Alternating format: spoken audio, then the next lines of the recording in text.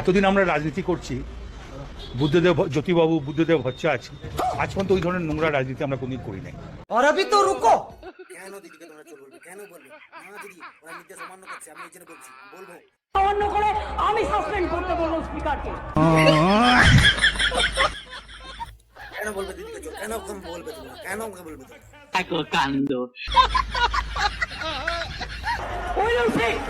হ্যাঁ দিদি, আমি তো আপনারই হয়ে বলতেছি। বেশি কথা, দিদি আমি বেশি কথা বলছি না, আমি তো আপনারই হয়ে বলছি। যেখানে আমি বলছি বসতে বসো।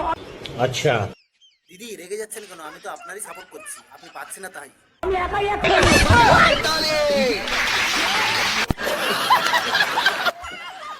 তার মানে দিদি আমাদের সাপোর্ট তুমি চাও না? আমার কারো সাপোর্ট চাই না।